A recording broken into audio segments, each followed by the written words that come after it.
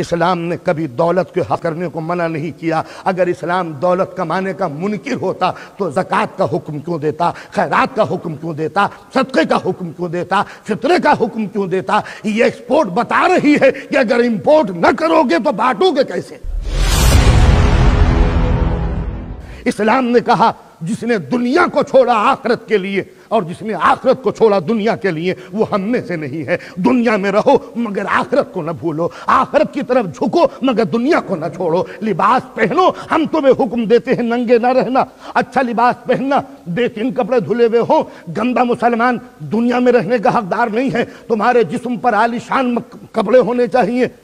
سرکار دو عالم کی حدیث ہے کہ تمہارے جسم پر اتنے ہائی کلاس سوٹ ہو کہ جس بزل میں، جس میٹنگ میں، جس محفل میں، جس ماحول میں جاؤ زینت محفل بن جاؤ۔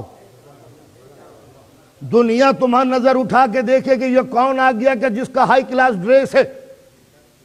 تو اگر اسلام کو دنیا پسند نہ ہوتی تو اچھا لباس پہننے کا حکم کیسے دیا جاتا؟ سر میں تیل لگاؤ، یہ جھاڑ جھنکاڑ بش جیسے بال نہ بنانا، ہپی سٹائل نہ بننا، شریف معلوم ہو وہ لباس پہننا، شریف معلوم ہو ویسا سر میں تیل ڈالنا، آنکھیں تمہاری صاف ہوں، منہ سے تمہارے بدبو نہ آنی چاہیے، تم برش کرنا، مسواک کرنا، ہر کھانے سے پہلے منہ کو دھونا، کھانے کے بعد منہ کو دھونا، اس طرح شرافت سے بیٹھنا، اس انداز سے کھانا۔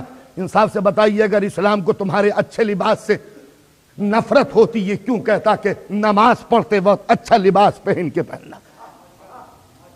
میں نے اندازہ کیا لگایا کہ اگر آفیسر سے ملوں تو اچھا لباس پہن لوں، دوست سے ملوں ذرا سوٹ پہن لوں، آفس میں جا رہا ہوں بہترین قسم کا لباس پہن لوں، اور جب نماز پڑھنی ہو ذرا لنگی رہنا، میں کپڑے اتار کے نماز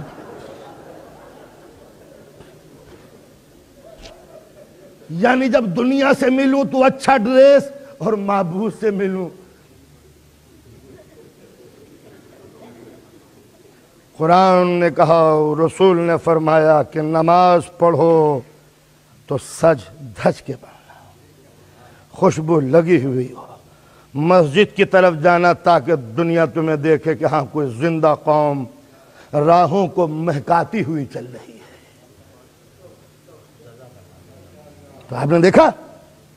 اب ایک بات کہہ دوں، خدا کرے کوئی برا نہ مانے، مردوں کو حکم دیا کہ جب مسجد جاؤ تو عطر لگاؤ، عورتوں کو منع کیا کہ صرف اپنے شوہروں کے سامنے خوشبو لگانا۔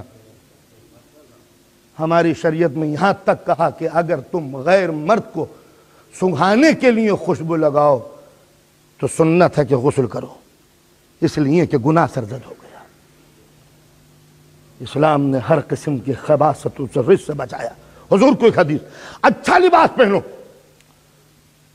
اچھا لباس پہنو، خوشبو لگاؤ، عطر سے بساؤ۔ ایک جملہ کہا ہے سرکار نے، قسم خدا کی کتنا قیمتی، اس دور کے زمانے کے یہودیوں کو کہا، اس زمانے کے نہیں، فرماتے ہیں کہ دیکھو گندے نہ رہنا، کہیں ایسا نہ ہو کہ گندے یہودیوں کی طرح تم بھی بن جاؤ کہ جن کے مردوں کی گندگی ان کی عورتوں کو آوارہ بنانے میں مددگار ثابت ہوئی۔ ملاحظہ فرمایا، حضور کی حدیث ہے، یہودیوں کی طرح گندے نہ رہنا جن کے مردوں کی گندگی نے ان کی عورتوں کو آوارہ بنا دیا۔ اس دور کے یہودیوں پہ تو جو بھی مرد، جو بھی مسلمان غلاظتوں میں زندگی گزارے گا اپنے گھر کی عفت کا محافظ نہیں رہ سکتا۔ اچھا لباس ہو، اچھا مکان ہو، مولا کائنات فرماتے ہیں اللہ کی نعمتوں میں سے یہ بھی ایک عظیم نعمت ہے کہ تمہارا مکان ایئری ہو، کھلا ہوا ہو، سنی ہو۔ حضور فرماتے ہیں کہ تمہاری سواری کا جانور اتنا حسین ہو کہ جس راہ سے گزر جاؤ دنیا کی نگاہیں خاک پا بن کے لوٹنے لگے۔ سواری کا جانور، اس زمانے میں اگر سواری کا جانور گھوڑا تھا تو اس زمانے میں بہترین چمکتی ہوئی مرسڈیز گاڑی ہے۔ رسول کی حدیث کا مفہوم یہ نہیں ہے کہ آپ لندن کی سڑکوں پہ بہترین قسم کا گھوڑا لے کے، مفہوم انداز یہ ہے کہ مسلمان کو دنیا دیکھ کے یہ نہ کہے کہ یہ لیزی ڈل قسم کی قوم ہے کہ جس کے پاس عمل کے لیے کوئی نمو، کوئی حرکت نہیں ہے۔ لہٰذا اسلام نے دنیا میں ڈوبنے کے لیے یہاں تک کہا کہ رزق کو کماؤ، صبح نماز پڑھو دکان کھول دو، یورپین اسٹائل سے 9 بجے آنکھ کھول کے 10 بجے دکان نہ کھولنا، سورج کی بھی آنکھ نہ کھلے جب مسلمان کی دکان کھلنی چاہیے۔ مشقت میں ڈوبو، محنت میں ڈوب کے، پسینے سے ڈوب کر اپنا رزق حاصل کرو۔ مدینہ ہے، گرمی کا زمانہ ہے، لوہے ہیں، شعلہ فشاں ماحول ہے، شرربار زمین ہے، آسمان سے آگ برس رہی ہے، اور اس چلچلاتی ہوئی دھوپ میں آپ کا چھٹا امام صادق آل محمد گدال ہاتھ میں لیے زمین کو کھودنے میں مشغول ہے، سر کا پسینہ قدموں میں بہہ رہا ہے۔ امام کو پسینے میں ڈوب کر دیکھ کر ایک مرتبہ ایک ادھر کا امام، یہ امام صادق ہے، ادھر کا امام ادھر سے گزر رہا تھا، اور ایک مرتبہ دیکھا کہ امام دھوپ میں پسینے میں شرابور ہیں، محنت کر رہے ہیں، پھاوڑا چلا رہے ہیں۔ ایک مرتبہ کہا فرزند رسول، نبی کی سیرت میں اور آپ کی سیرت میں کتنا فرق ہے؟